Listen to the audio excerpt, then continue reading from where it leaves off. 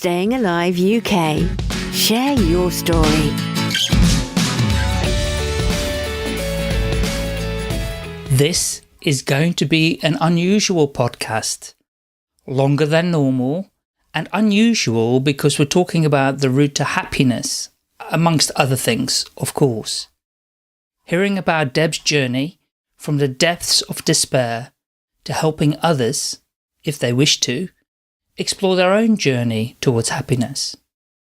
So here's Deb's bio. In Deb's own words, I am my work, and helping you is my dream. Standing beside you is my dream. Believing in you and supporting you, that is my dream. Seeing you happy, that's my dream of dreams.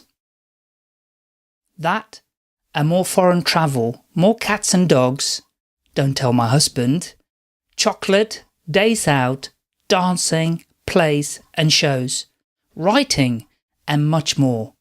I have so many reasons to feel inspired and enthusiastic about my life. That's what I want to offer you. Plus, the inner strength to stand your ground when you need to, and the mind space to be able to create and define your own life. And peace, always inner peace, and smiles, lots of smiles. Welcome to the Share Your Story podcast, Deb. How are you doing today? I'm pretty good, thank you, Michael. How are you? I'm really well, thank you for asking. And I'm really delighted to have you finally come on the podcast. We've been talking about this for a while. And this is going to be an interesting one because I have no clue where this is going to lead us today, because it's a special day, and which we'll find out about in a minute. Also, I just want to mention that today it's either called World Mental Health Day or Global Mental Health Day, whatever. I see different titles on Twitter and everywhere else being mentioned. So I think it is, because of your background, because of your speciality, I think it's a really lovely podcast to do today. And I will make sure I get it out today so that people get a chance to listen to you, listen to your story, and hopefully get some inspiration from it too. So before we get into all of that, let me first of all ask you the first question I ask everybody, and that is, share a little bit, which I guess might be a lot, about your personal life. So where you were born, a bit about your education, where you now live, have you moved around the UK or even abroad, maybe a bit about your family, whatever you want to share, you don't have to, hobbies and interests, just so people get a sense of Deb, really, and who she is. Right, okay. As you said, I'm 60, so we'll allow 3.5 hours for this part. Kidding. I was born in South London, and as you said, today is a very special day for me, and I'll go into that as a separate issue. Mm-hmm. And I had cause to visit that area of South London for the first time since I was about 6 years old in 2015 when my mother died. And I couldn't believe how beautiful it was. And much as I love the other areas where I've lived in the UK, I think my heart will always be just below Greenwich in South London. It was an amazing place to visit. And when you consider what a sad day it was, that was quite incredible. But I felt like I went back and touched something where my life should have always been beautiful. And it broke in that place, which was a very interesting feeling. Anyway, having my education, I loved school. I absolutely adore learning. I think people who are true academics just love books and love information. I'm not sure. Some people will kill me for this. It's about intelligence. It's about give me a book, give me information. I want it. Mm. And then when I was 15, through a difficult set of circumstances with my parents, they took me out of school with only CSEs. And at the time, if you wanted to get a job, you needed O-levels. And they just took me out of school. I thought I was going to university. And it was a devastating moment in my life. I then had a series of jobs that really just bored me witless. I married a man that I met at work, and we were very unhappy together. I'm not going to run him down. We were unhappy together. We lived in Bromley in Kent, and I must admit, I didn't like it that much. I couldn't settle in that area. I was much more a girl of my hometown. Then we split up after 17 years, and I met Tony 6 weeks later, which was a little inconvenient because my family put 2 and 2 together and came up with about 40,000. And that did not do me or my reputation any good. However, Tony and I were soulmates from the minute we met, and we moved to Croydon. My family were horrified because it was so down market, and I loved it there.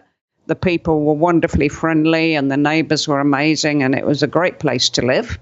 Yeah. Then we moved to Trowbridge in Wiltshire. I never settled in Wiltshire.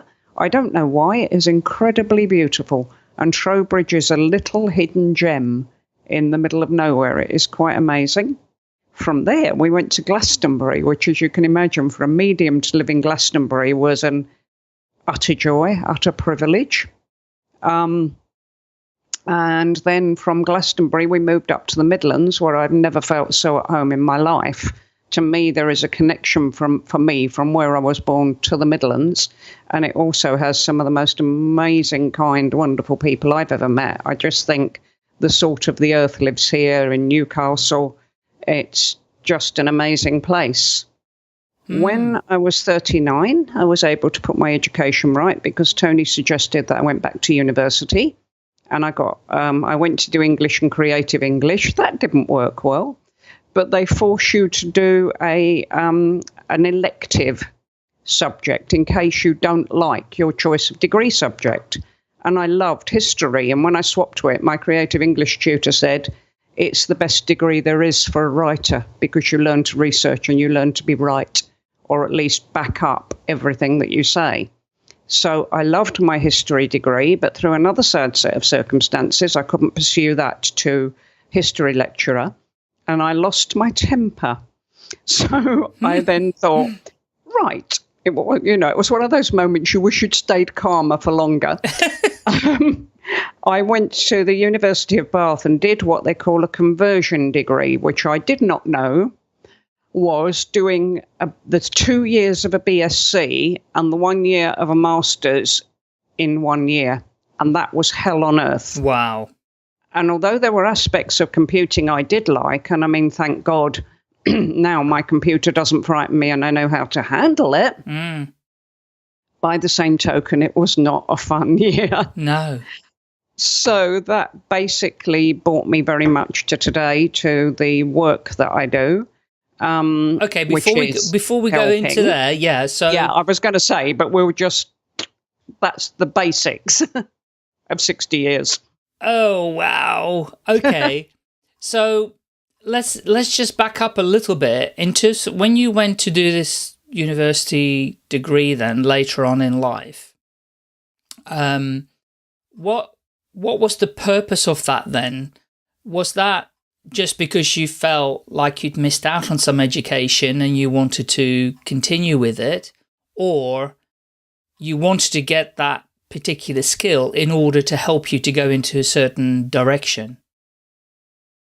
It was because I'd missed out on being me.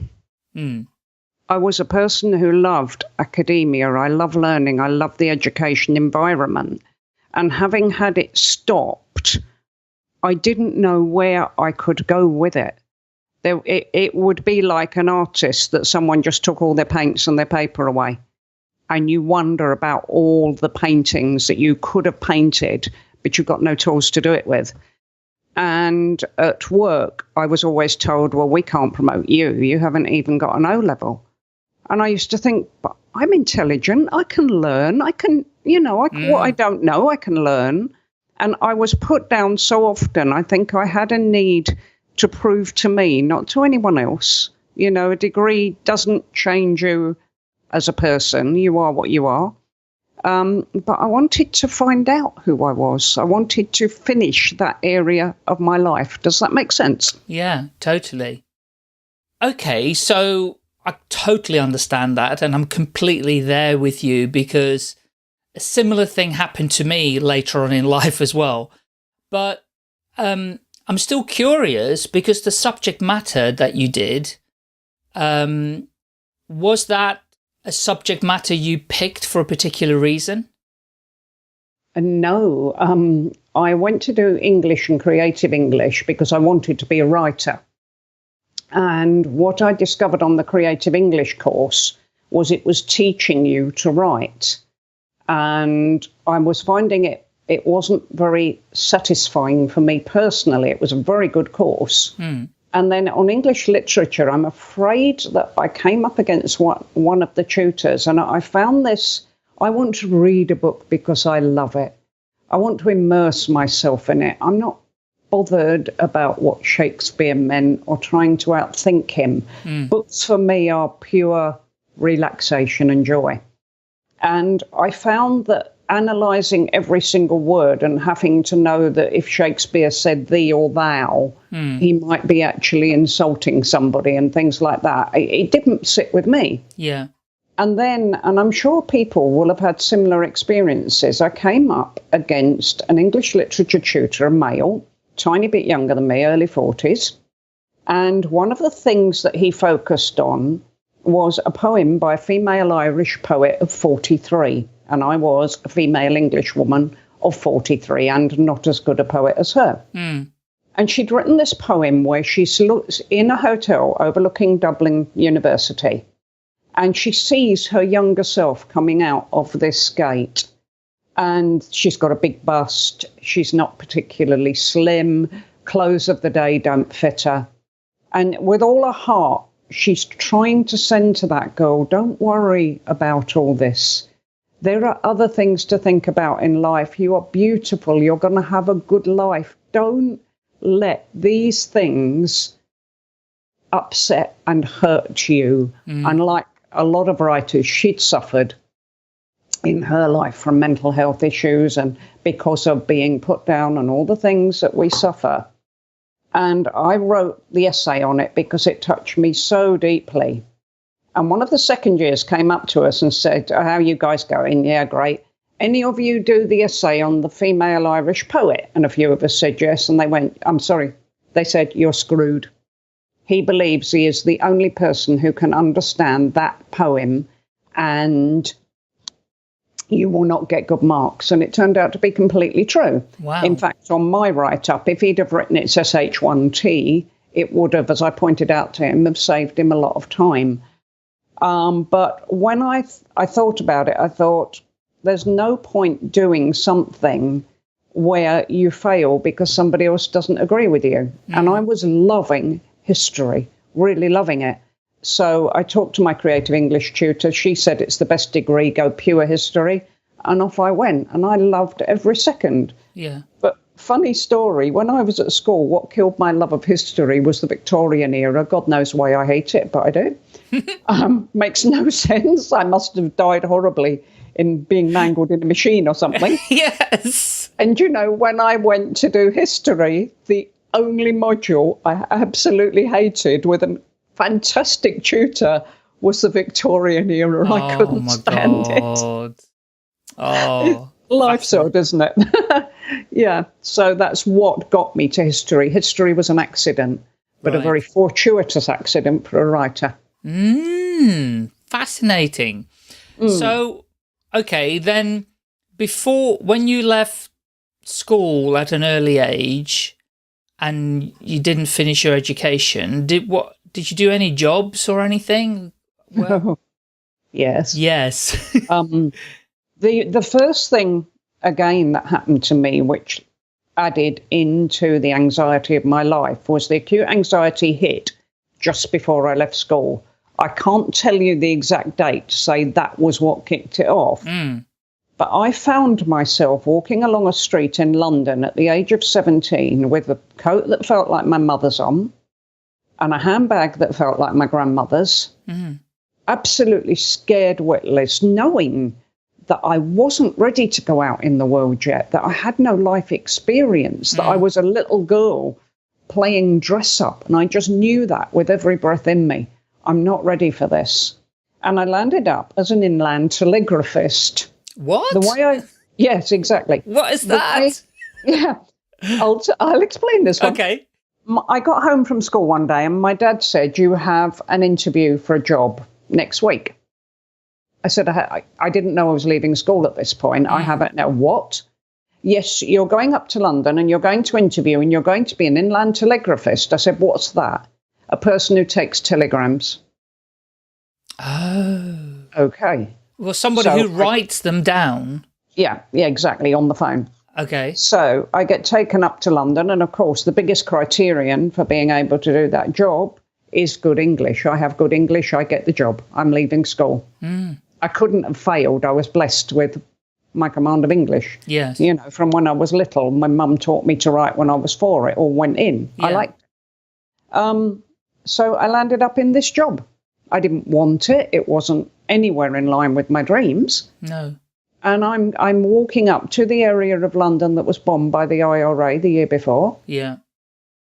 Not knowing my arm from my elbow, and it was a horrible time. So I couldn't cope with the travelling to London. I had to get up at 6 o'clock one morning and work till 7 o'clock the next night. Not all day. It was 8 to 1, 10 to 7. So I'd be there at 17 years old, shivering in the winter on a train platform in London on my own, waiting for the train to take me home, getting home at 8:30 at night, having something to eat, falling into bed and having to be up at 6 the next morning. And it didn't suit me, my body clock, my rhythm, my level of maturity, nothing. No. So my father then steps in. He finds out that at the Bromley Ambulance Control in South London, they have a job going. Again, you need good English. Again, I was sent for the interview and again, I got it. Wow. And that day walking in there was one of the worst days in my life. There's a hilarious story of working in the building comes out of it. But I landed up there for 13 years because we had a very deep recession in the 1970s and I couldn't get out. I finally broke out of there and I landed up starting my secretarial career as a PA, which was where I stayed until I went to university. Right. That's what I tried to escape from. And when Tony and I managed to lose our jobs on the same day, I landed up back in the career that I'd hated, in a hospital unit that was so worthwhile. One thing I can tell people is if you've got the wrong career, but you find the right environment, it can still be a really, really rewarding thing. Good and point. I would say if you've gone into the wrong job, into the wrong style of work, try and find a company or a place that means a lot to you and you really won't mind doing the work. Interesting. Yeah, that's a very good point. And then, of course, spirituality hit. And that's the way different story. Okay. Well, is that a good time? Because when did that hit? Did that hit after university? Somewhere in before? What was the timing of it? I met a guy when I was 18 years old. We went on a camping trip. He was a friend of my ex-husband's. And he was, if I was 18, Keith was 27. And he landed up sitting in a tent one night in the pouring rain with a group of grown adults around him of various ages, begging him not to stop speaking. And he was telling us things about life, about the ways of looking at life, that even people in their 40s were saying, no, you're not boring. Don't stop. Please tell me more about this. And then Keith was in and out of my life as a friend of Peter's for a few years. And when I was 23, 24, I hit a real brick wall. And I started to go down and down. And when I was 26, it got almost to suicidal point. There's only the fact that I love life that kept me alive. And I said to Keith, when I helped you do your hypnotherapy course and was a willing guinea pig, I've never had such a calm and peaceful mind. Will you help me? And he came round the next night and he just changed my life in a sentence completely. And I worked with him then, not with just with hypnosis, but for 15 years, learning a lot about spirituality, but applying it to this life. A spiritual way of looking at this life, not God-based, very much you-based. And an approach I'd never dreamed even existed.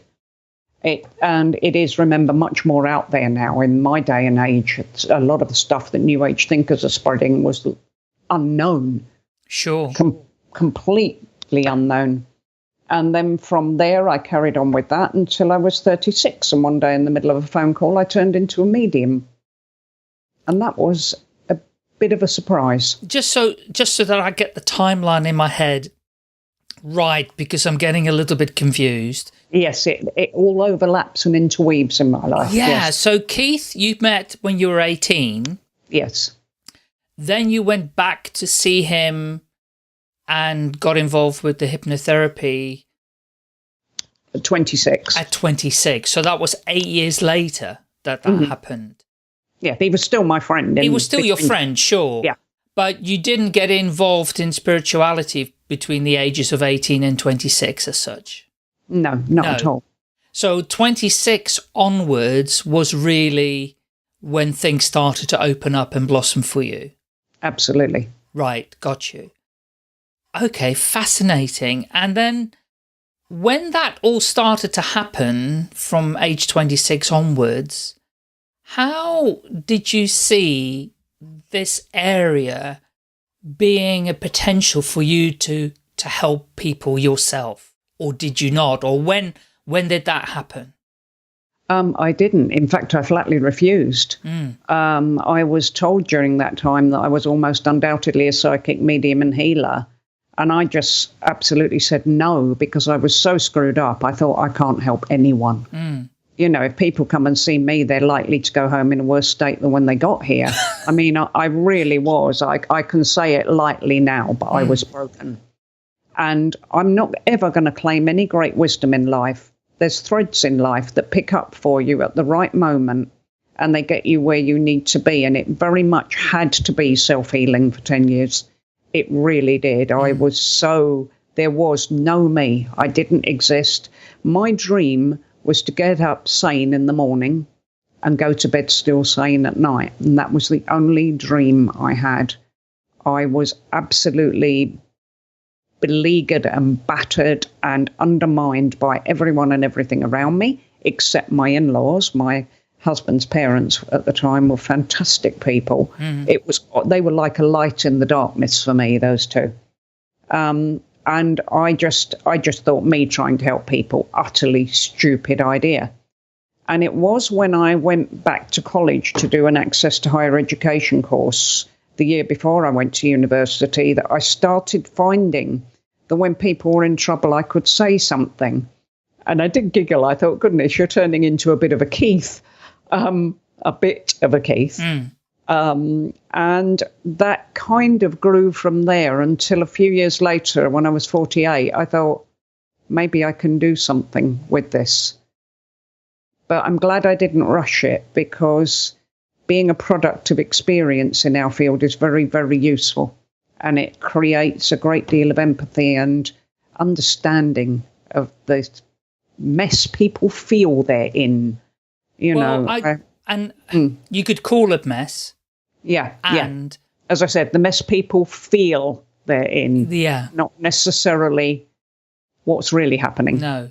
And it's, for me, I mean, I listen to many different teachers, and I think the word that comes up for me is suffering, that people are in suffering. We are all in suffering at different times of our life for one reason or another. And it's, recognizing that suffering and being able to do something about it. Now, what interests me is that you took all this time to do your self-healing, but what resources did you have to allow you to do that self-healing? Firstly, foremostly, and always Keith, who has my eternal gratitude. Books, many, many books. Louise, who am I looking at here? Louise Hay. Yes. Deepak Chopra. Yes. They were two of my absolute rocks. The Celestine series by James Redfield was another way of looking at the way we think. The Celestine Prophecy. Yeah, the whole series. I read every last single book. Yeah. Edward de Bono, the six hats and things like that. Just a lot of self-help books. I went to see some of the best speakers. and learn a lot about cosmic ordering and that sort of thing. I mean, to me, it's no stone unturned. If you are in a place you don't like, no stone unturned. Don't wait for a door to open, yank it open and find out what's behind it. But then when I became a medium, I got a spirit guide, which was a thing I never knew existed. Again, came as somewhat of a surprise. And where my first guide, Edward, started me was in teaching me what being connected to spirit could actually mean above and beyond mediumship. At that time, I only did mediumship at parties. I'd go to a party and someone would go, you know, she's a medium, don't you?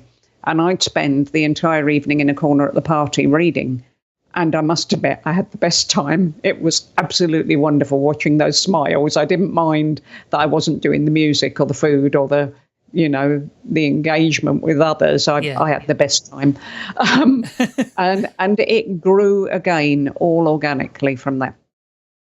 And in the journey in discovering some of those teachers that you've mentioned, did somebody mention those names to you to go and search them out, or how did they manifest for you to say, right, these are people I've got to read about?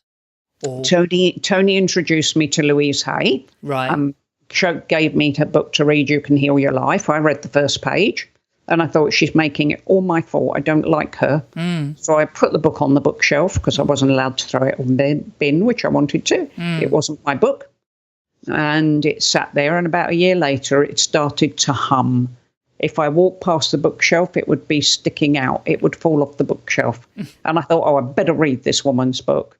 And I picked it up and I started on the first page again. And I thought, what was wrong with me last year? This is amazing. And I read that. I got into Deepak Chopra because there was a picture of Barry Manilow sitting on a very tall ladder in a bookshop in America with a baseball cap pulled down over his eyes, reading a book. And, of course, being a great Barry Manilow fan, I had to know what he was reading. And he was reading Deepak Chopra. So that's how I found him. Others I found as the internet came into play. They started popping up all over the internet. And, you know, really the internet introduced me to a lot of people. I also met a lot of people in my life, such as Steve Judd, the astrologer, who introduced me to different ways of thinking and looking at things and different books. And it's getting out there and meeting people that changes your life because they have information you didn't know you needed. Yes. Yeah. It's fascinating. The reason I'm asking, because, you know, anybody that's been on a journey of self-discovery, these things start coming to you. And then, as you said earlier, you know, doors open up, information comes towards you that you didn't expect, and you start to investigate. And I think it's a great way for, you know, just staying with the self-healing journey, is to be, when you get the opportunity to be awake and to pay attention, then you have an opportunity for self-healing to start and to take place. And the teachers, and you know the saying, you know, the student is ready. When the student is ready, the teacher will appear. Oh, yeah. And, yes. You know, because we can force anybody, well, you should read Louise Hay, or you should go, you know, she's done a video as well, and or Wayne Dyer, or, you know, Tony Robbins, even, you know, at a different level, whatever it might be. And these are some of the teachers that have come my way, like Byron Katie. And so, but the thing is, for example, Byron Katie is one that I study now, but I had her audio tapes 10 years ago, and although I was interested in the topic that she was talking about, it didn't resonate with me. But now 10 years later, it does. And so, yeah, sometimes it's too early. But I think it's about being open and seeing what comes your way. Wouldn't you agree? Absolutely. I think you actually picked up a very important point a short time ago when you said that you couldn't quite get my timeline into focus. And that's because I think seeds are planted in life. And like everything, they germinate, and they germinate threads. And then you work, you may not, not every seed flourishes strongly, but as you work your way forward in life, suddenly one of those threads, it'll become so obvious, it's hovering in your background, and I do need to pick up this one now. And hang on, I know, who was that guy? Yep, Tony Robbins. Yep, people keep mentioning him, and I've read something of his I liked a few years ago, and then you pick it up. Yeah. But also, of course, we are I'm an infinite possibilities trainer under Mike Dooley, who first came to light in The Secret. Yes. In fact, that was a book that introduced me to some very good people. And one of the things that Mike really, because he says he wouldn't write his piece in The Secret as he would now. He wouldn't write it the same way because he's learnt so much more through his journey, which was very difficult. And one of the things I love about that term infinite possibilities, people will say to me, what's an infinite possibility? You are. You are the infinite possibility. You're the person who decides whether you're going to make something you're doing possible or impossible, whether you're going to believe that out there is something you can find that will help you, or whether you're not. And that's why I think we plant the seeds and wait, because we evolve as a person. And something that was applicable to get us started 10 years ago, we might never need it, because this infinite thing that we have, we can go anywhere with it.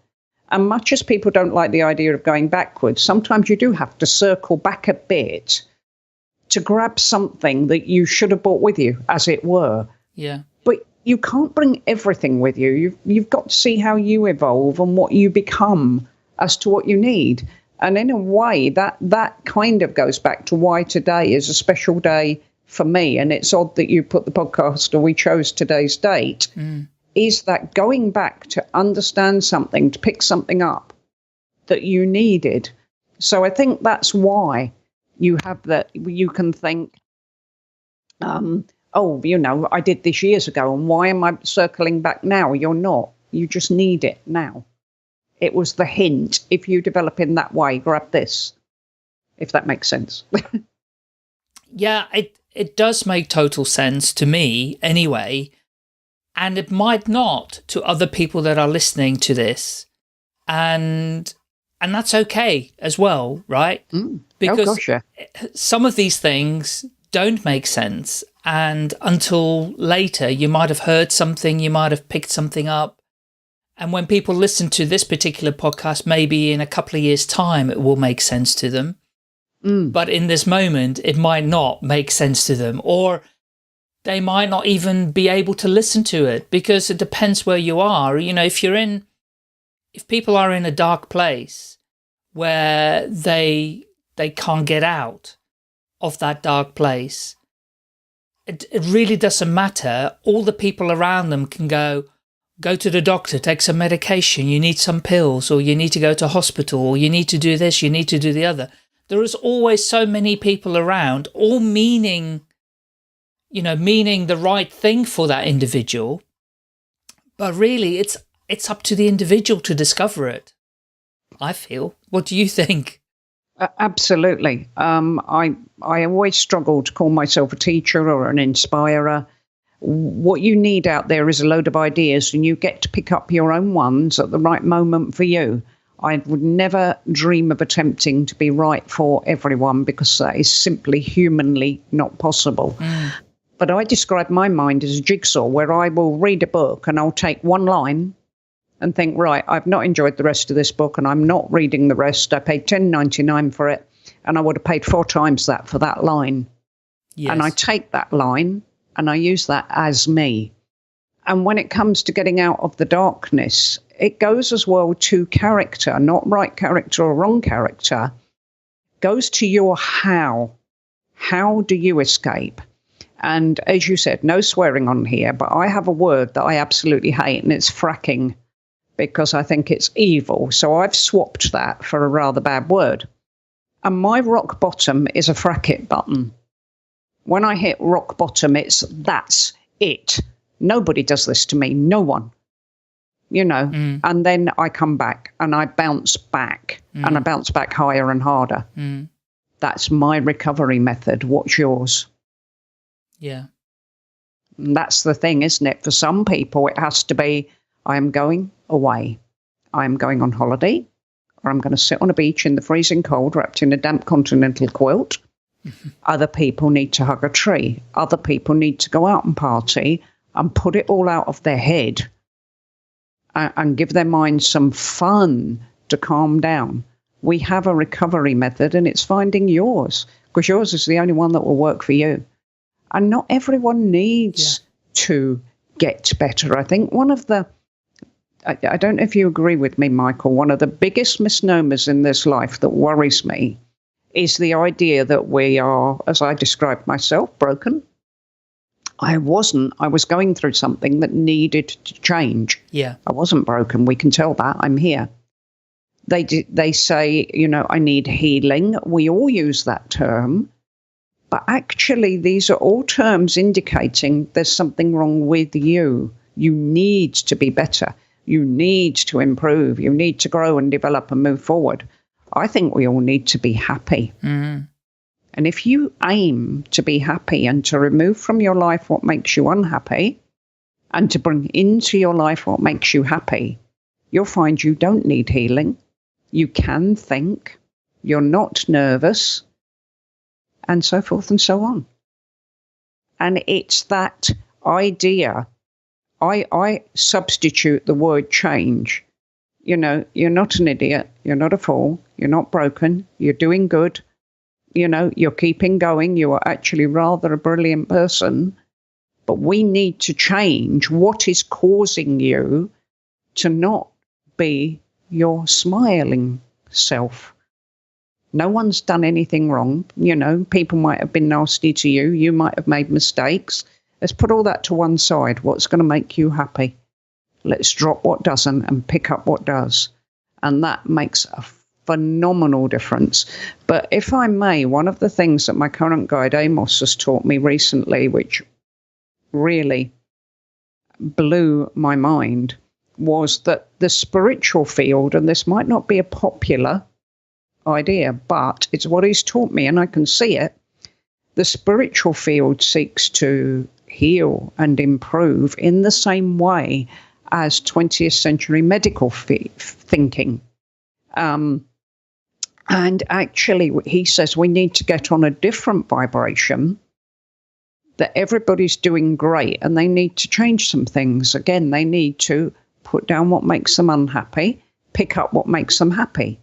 And I think you'd agree, when you're happy, your mind is sparking, you're writing, you're getting on with things, you're not burdened. If someone's rude to you, you just, oh goodness, I don't need that. I'm going to go and have time with lovely people.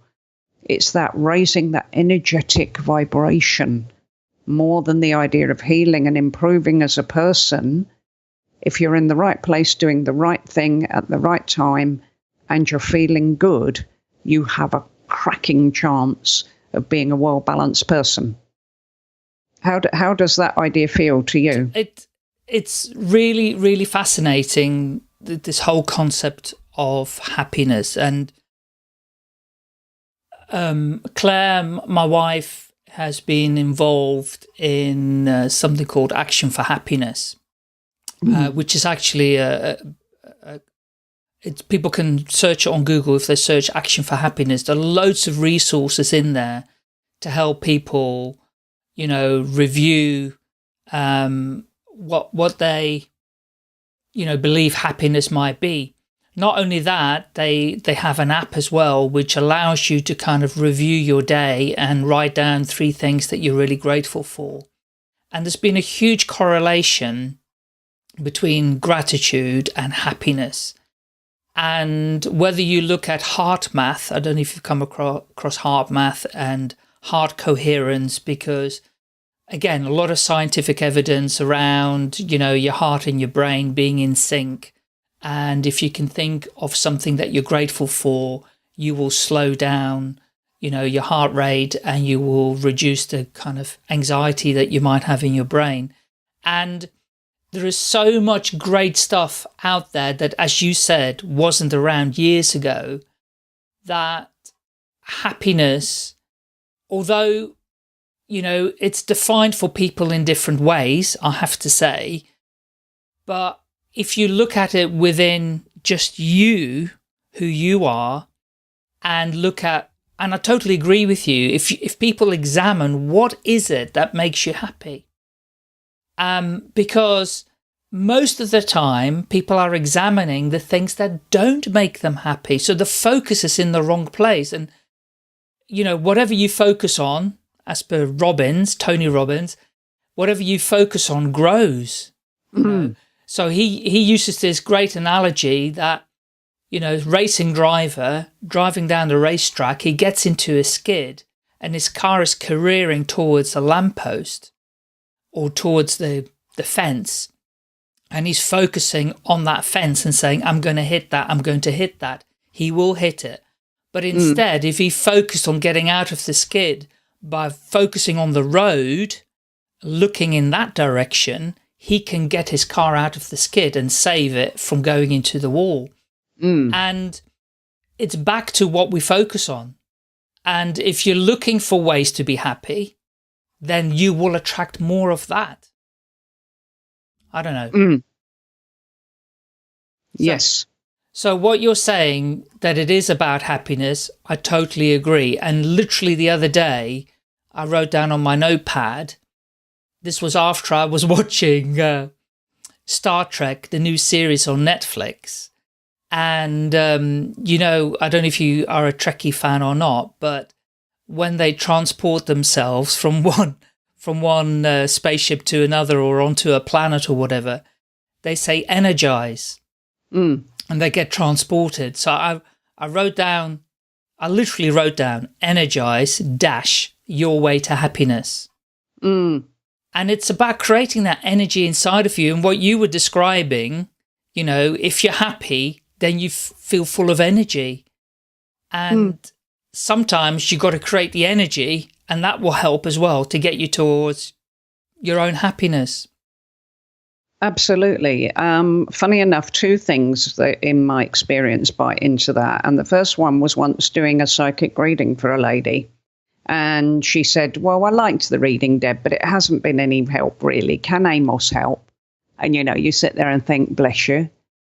So I said, can you please give this lady any advice? And he said, ask her if what she's going to do will make her happy.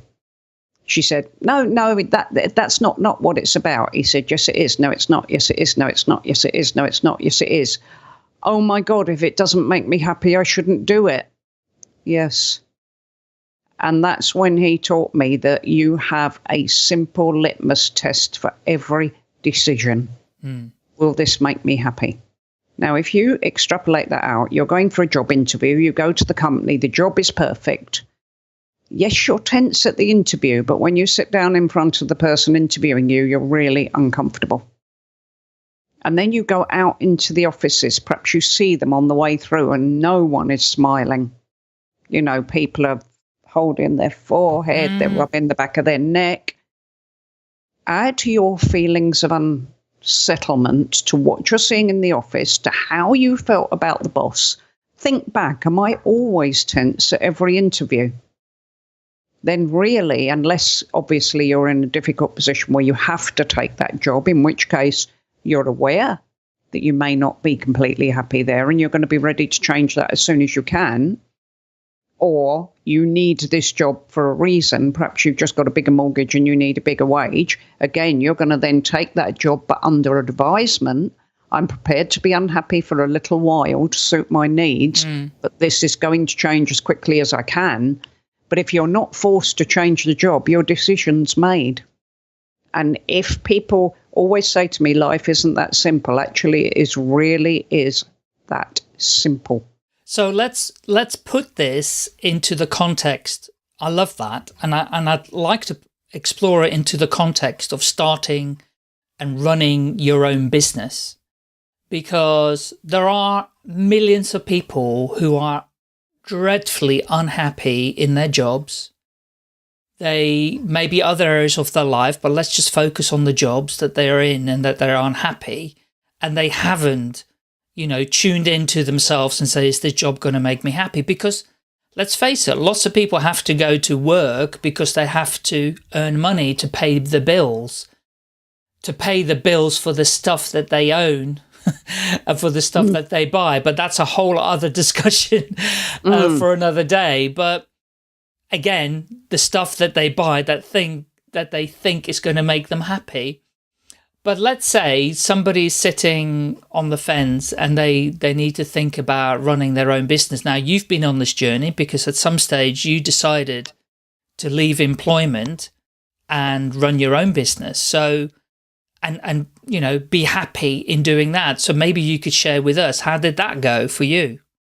I'm not sure that's going to work very well, actually, because it's a fascinating story. I love mediumship. I love doing mediumship readings. And I've kind of had a journey where I feel like I've been exploring different aspects of my work, the mediumship, the coaching. And what I've come to the conclusion is I'm weird. And as you know, when I stand up in a business group and I try to explain me, it can't be done, because the only way I can explain my work to you is, who are you? Because I work with people in completely different ways. Some I'm completely logical and others I'm completely weird. And I'm actually changing my website to follow the magic, because I followed a magic outside me from spirit that I then discovered was inside me, and I follow my own magic. But I've never been a person for getting out there. I feel like I need to promote myself with my work. And actually, myself is the person I'm really least interested in. I'm interested in everybody else. And I land up in this knot. And I've always said to Tony, my trouble is I'm a team player. And I would say this to anyone: if you're thinking of starting your own business, do you excel better in a team or better on your own? Because I've recently, as you know, joined Toastmasters International. That's not the gavel-banging wedding people in dreadful outfits. No. We are the ones that help people with public speaking, confidence and leadership. Yeah. And because these things happened to Tony and I, within 6 months, the past president came up and smiled her adorable smile to both of us and said, "You will come on the committee, won't you?" Yeah. Okay, we knew it was going to happen. Yeah. So we said yes, and I became vice president membership. I'm shortly coming back to business networking as vice president of membership of the Heart of England Toastmasters Club, and I have something to say. Which is, of course, sorry to interject, which is, of course, the Toastmasters Club I learned to do my public speaking at. Well, yeah, most wonderful group of people in the world. I love the lot of them to pieces. Yeah. But I'm back in a team. I'm working with my mate Andy on PR. I'm doing more for Toastmasters than I can do for myself within weeks. So I know I need to stay within the team. But of course, what Toastmasters is doing is getting me out speaking, which is the main part of my work, is the speaking and the writing. When it comes to helping people individually, I like to go out. I have this dream of putting, when I say 100 people in a room for £10, you know that coaches charge hundreds. Yeah. I'd rather put 100 people in a room for £10, talk to them and bounce ideas with them for a couple of hours, and then know that if they want to come to me, they know me, they've met me, I'm right for them, rather than taking this huge punt of am I going to fit with you? When I say I can help anyone, that sounds absolutely up myself, and I'm going to retract that immediately. I can help a lot of people. I've proved that to myself over the years. This I know to be true. Yeah. But not everyone. But I like the idea that as the helper, I'm offering something without pressure. So Toastmasters is getting me along the lines I need to be. But I really would say the first thing before you start your own business is, are you a team player?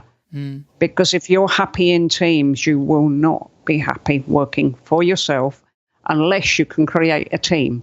So that might indicate that network marketing or something like that would be a place you would fit very well indeed. It's that character thing.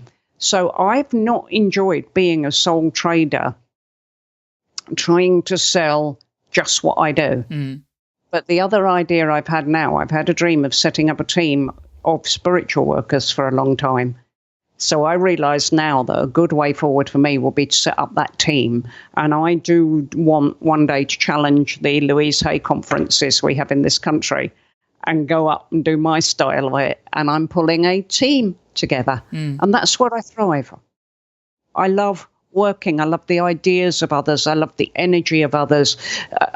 I'm not telling you all about me. I'm saying, what do you think, Michael? We've had so many conversations where you know how much I respect you and your opinions. And I love having someone like you here rather than spout off to actually bounce with, because people get a better viewpoint, don't they? Yeah, and I totally concur with your comments about team. When I went into business for myself, I came out of a team, been working in teams for 28 years, and all of a sudden I was on my own, and it was dreadfully lonely. Oh. Now, networking is a good way to get with people and become teams. Like you, I also went on the Toastmasters committee. I also went on committees of networking groups, and I created, you kind of felt like you were part of something. And I think there's a tribal element in all of us. We want to belong to a tribe, whether it's the Toastmasters tribe, the networking group tribe, or, an online group tribe, whatever it might be. We have to have this inner feeling that needs to be satisfied of belonging to a group, to something that's bigger than just you. Of course, we also know that people that have to start their business on their own to begin with may be really successful and then grow their business to a point where they have to employ people, and they create their own team in that respect as well. Or go into a business and then buy it. So sometimes you got to start on your own, grow it to such an extent that you bring in your own team. Now, as I progressed through my journey on running my own business, I felt that actually I'm quite happy being on my own, and I had no desire to employ people because, of course, there are lots of other responsibilities and troubles that come along when you have to employ people too. So, and that's why, my business will always be, in quotes, a lifestyle business rather than a entrepreneurship type business, because, I'm not going to grow to an extent why I have to employ people. So yeah, it will be different, for whatever people may think. I mean, equally, there are people out there working in teams and they don't enjoy it. They want to be on their own. Exactly. And that's why, I think everything is know thy character. Yeah. Funnily enough, as a person, leave me at home all day, every day on my own, and I will bumble around quite happily. I'm a typical Gemini. Leave me on my own, I'm completely blissful. Put me in with people, I'm blissful. But I just love having those people. And I'm working with a group of ladies on Facebook now. And we are very much on the same page, and we want to go out and do talking tours. But I just like that idea, as when I stand up at networking, what am I supposed to be saying? Put me on a stage to share ideas and get people sharing ideas as well. And I've got an environment where I will normally pick up people that want my help. Yeah. And it happens as soon as I'm with people, because it's not pressured. I'm not having to sell to them. They're here to see if they can have a fun and interesting evening with me and go home if they want to. I'm not pressured. They're not pressured. We can let it evolve.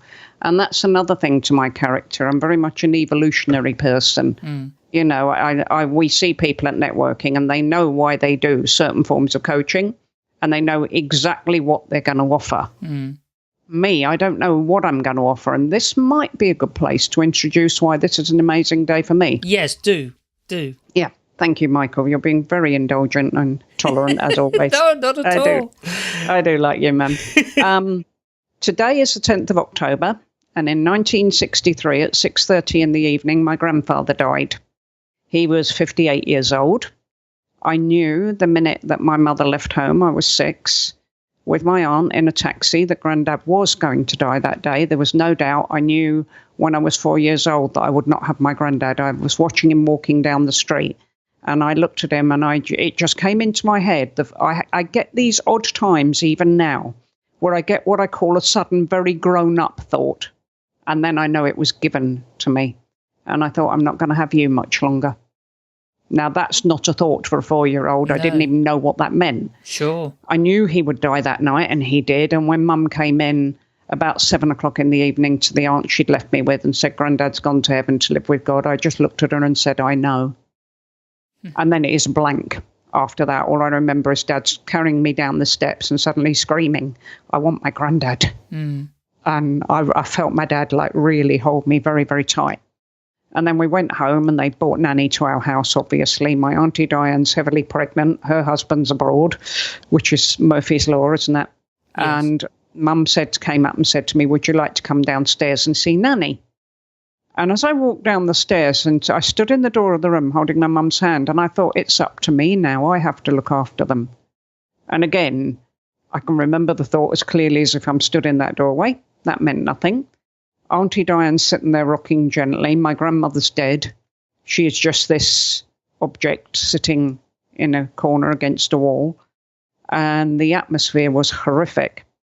But what happened after that, not only did we move out of the area of South London that my mum and I very, very much loved, and my nan, my dad, aunt and uncle wanted to live somewhere else. We moved into a house in Beckenham in Kent.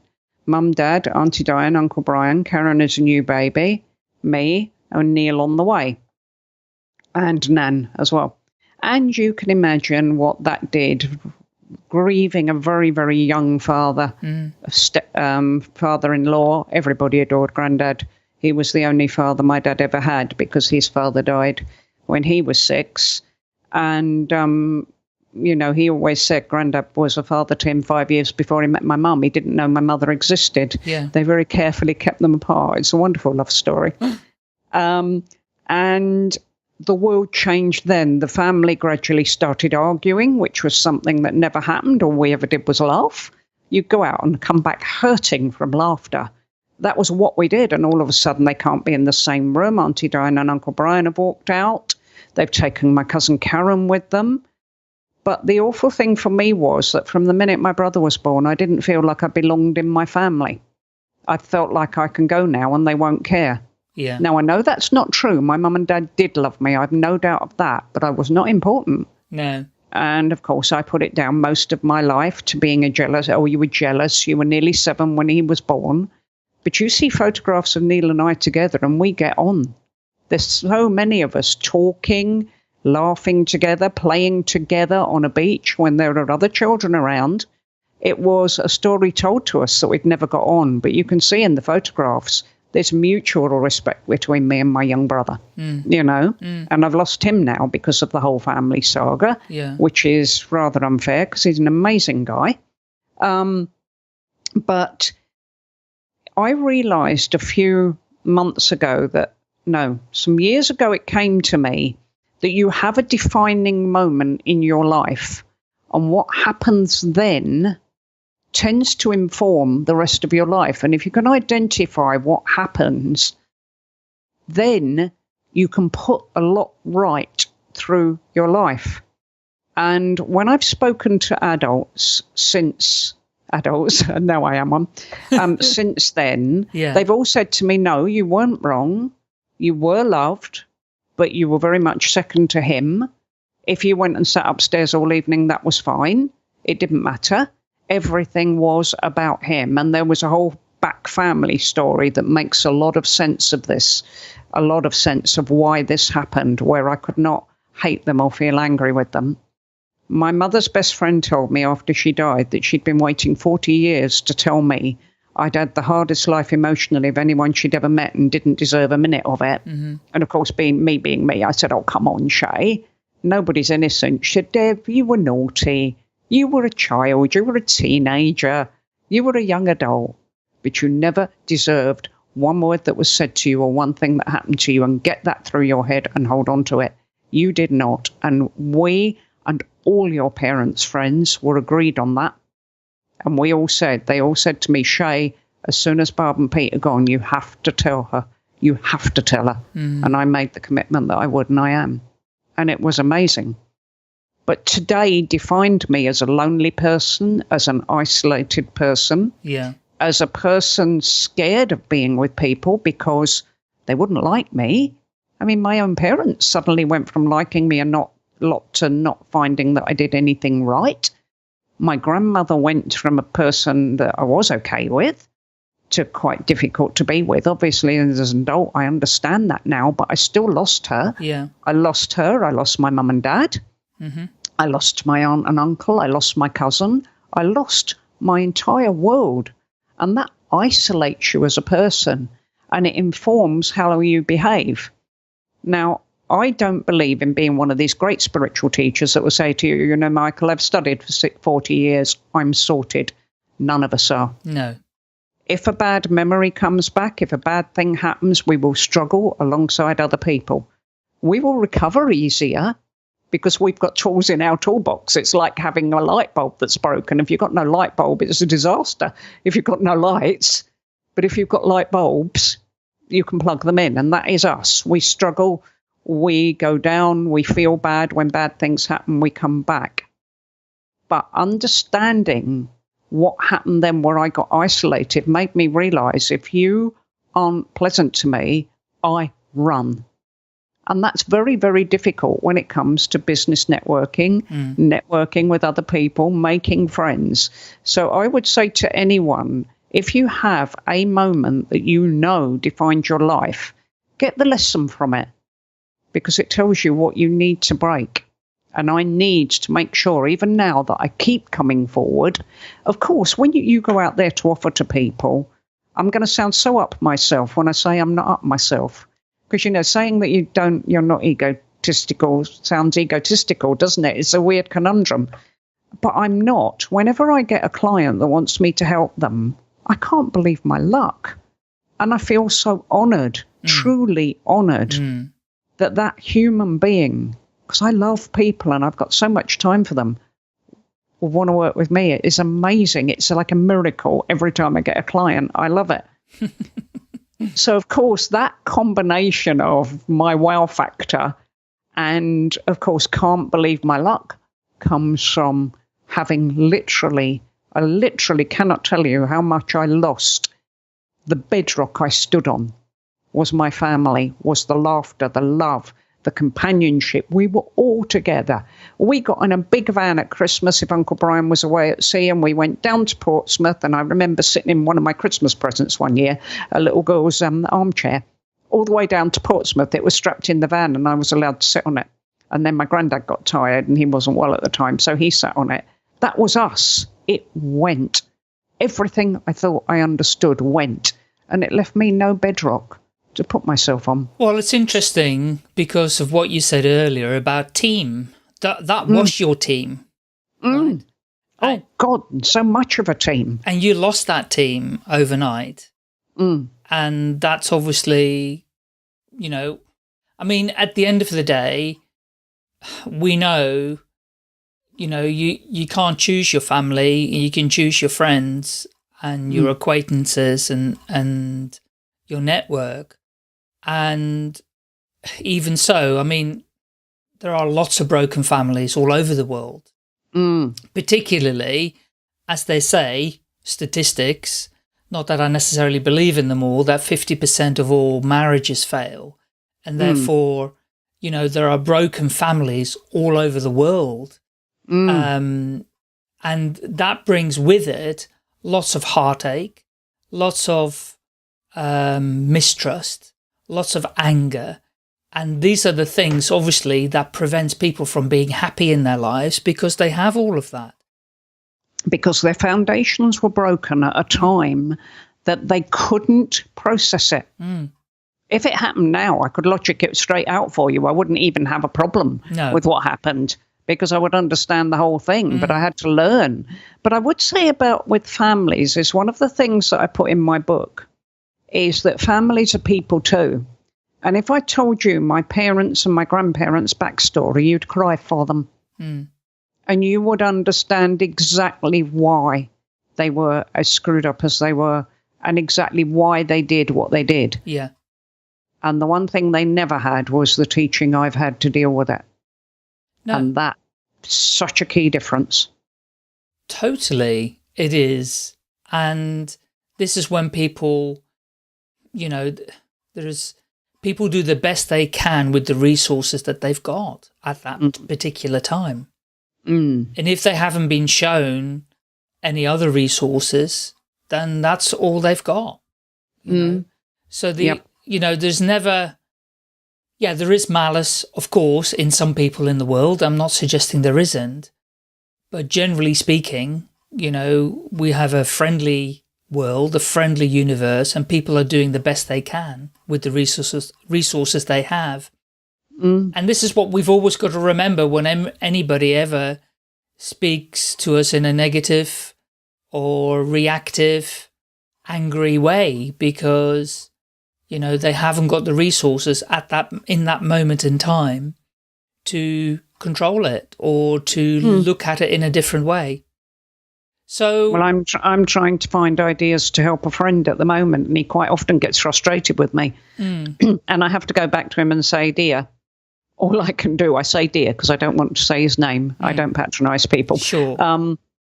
All I can say to him is, all I can do at the moment, mate, is throw at you every idea that comes into my head. Something might land, and he comes back and says, yeah, Deb, all right. But for God's sake, stop being positive with me at the moment. You know, we've got to get you out of this, mate. We've got to get you out of it. You know, just let me keep the ideas coming. Something might land, you know, because it's a very, very difficult situation. But another thing that I would say to people as we're discussing these issues is don't go for the search for perfection. I find that people sometimes will come up to me and tell me they're quite disappointed in me because I've had a wobble in the last few weeks where I haven't felt great. I'm open about it. I'm straight about it. I don't set myself up to be a great teacher. You know, if I'm helping people, I want to be someone attainable. I don't want to be so fabulous. You know, there's actually a great deal of danger in some of these teachers that we come to admire so greatly. And all the ones that I admire greatly will openly admit to you they've got feet of clay, they suffer from depression, they go into black holes sometimes, they get themselves back out, and they're the people I want to follow. They're real. And they admit that they have one of my favourites, I won't name him. If you read his work, you would hear it from him. Was found standing at a window when he was 19 years old in his college on the second floor, and his mate came in and he knew there was something awry. And he said, why are you standing by the window? He said, and I just said, I'm going to throw myself out. That's my cat scratching the chair, nearly knocking it over. He said, I'm going to throw myself out. Why? There's no point. Not really. He said, I didn't feel depressed. I just felt I'll throw myself out the window. There's no reason not to. He said, my friend sort of said, should we just shut the window and talk about this for a minute while we call a doctor? And he still suffers. He still struggles. And I would say to anyone out there thinking that they want to be happier is the search for perfection is the one thing absolutely guaranteed to keep you in unhappiness. Because you never arrive, basically. Nope. It's a journey. You never arrive on this earth. What the journey we're on, we're never going to get that perfection. Yep. And, you know, what I've learned, it's self-inquiry. It's how you react to situations and how you are able to reframe them in some way. It doesn't mean that people have to be in a place of, you know, everything is bliss. And I call this phenomena, which a lot of it comes through social media, as we know. But, you know, another word that's been coined in the last few years in terms of social media is hashtag fake news. And, you know, people want to portray themselves as having these amazing lives and happiness and success and wealth. And of course, what this does to other people watching that, who may not have that in their lives right now in the same way that it's being portrayed, they will just feel worse about themselves because they're going, well, I haven't achieved that. And look at them, they have. But actually, you don't know that for sure. You know, it's all relative. And yeah, it's fascinating. I've been noticing a lot more of this. Pardon? One name, Robin Williams. Yes. One of the funniest men ever born, one of the most talented men ever born. He made a lot of money. He had wives and children who loved him. Yeah.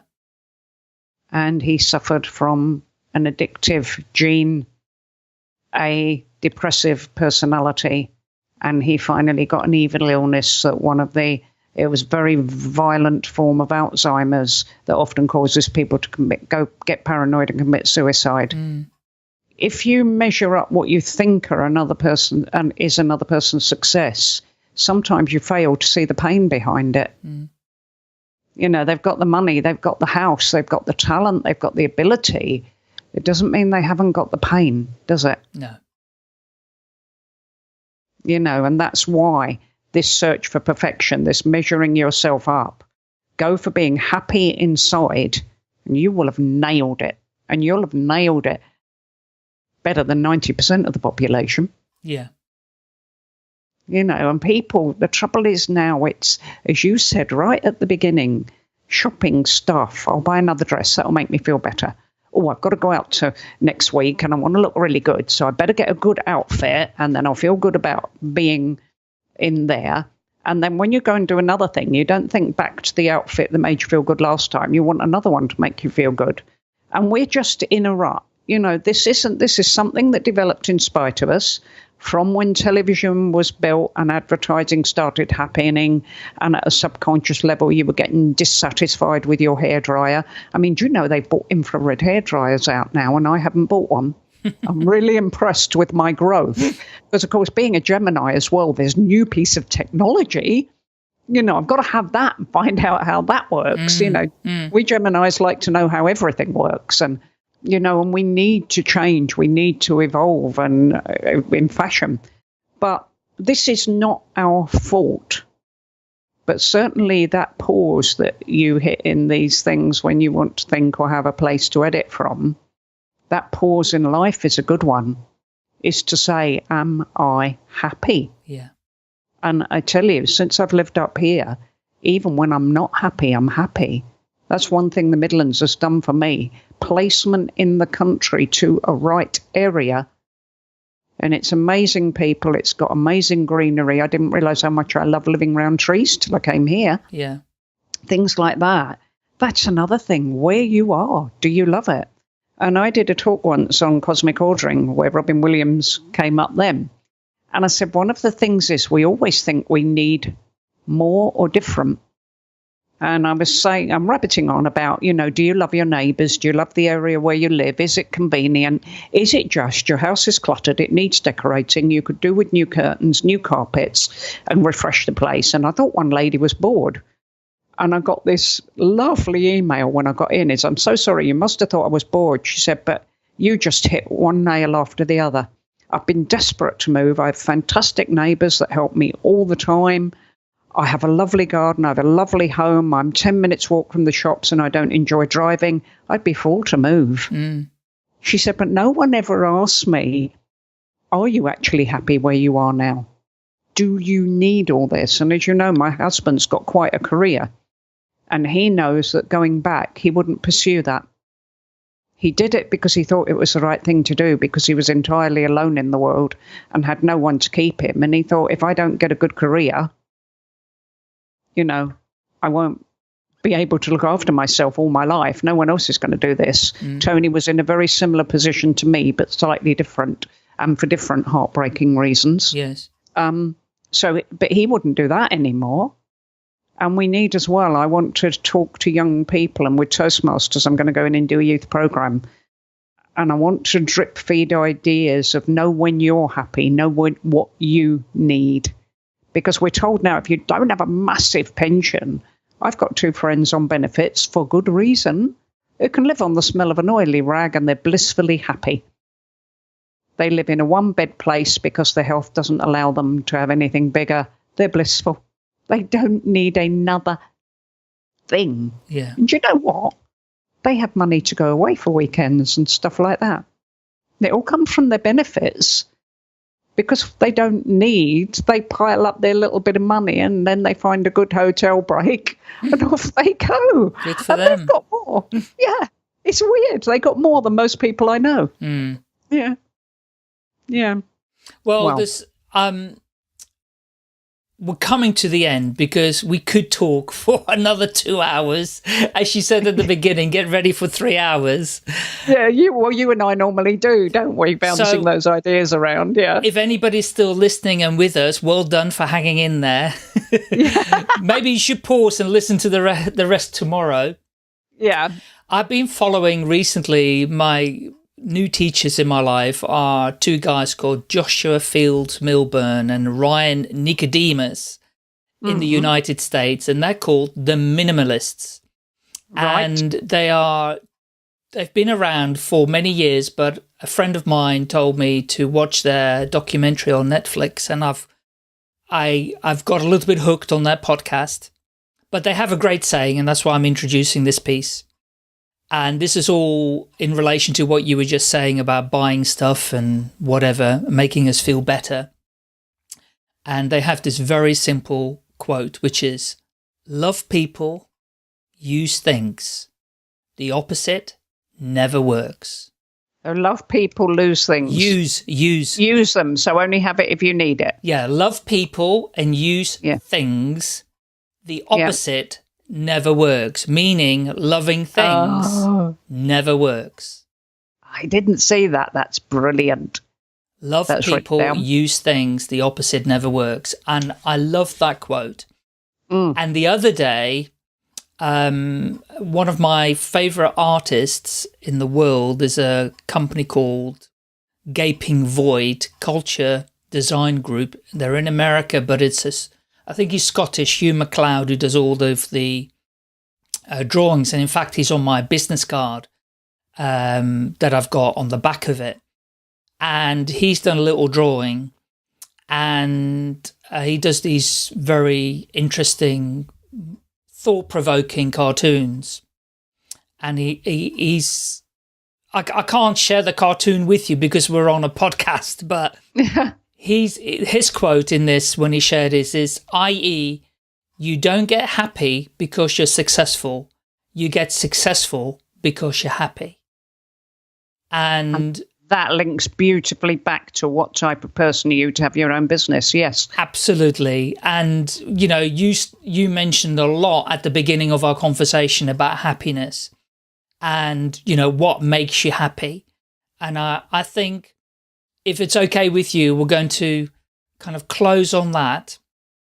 And my last question, though, is I am sure people would love to get in touch with you and learn more about themselves and learn more about the strategies that they can employ. So would you share some locations? I will include it in the show notes anyway, but some locations where they can find you. Okay, well, I live in Redditch in Worcestershire, if you want to find me personally, and I'm thinking of starting up a spiritual discussion group in the area in the next few weeks, just to bounce ideas. Lovely. Then you can find me on Facebook as Deb Dancing Star Hawken. The only thing you have to remember with Hawken is we're not Hawkins.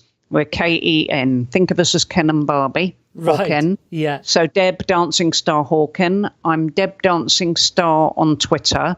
I am on Instagram as Deb Hawken, but I don't use Instagram quite as much as I should. And they're the main places you can find me. If you email me, it's simply my name, deb@debhawken.com. And you can find my website, which at the moment is www.debhawken.com, but that's going to change very soon. And that's the ways to find me. But I'm just here to find you, to help you. It's why I can't tell you what you're going to do. I need to find out about you first. Brilliant, Deb. It's been fascinating listening to your story and how things have all evolved. Wishing you massive success on your journey of discovery and learning and growing and writing and whatever you're doing. And I'm sure we'll see each other really soon. Thanks for joining me today, and we'll speak soon. And right back at you, Michael. Take care.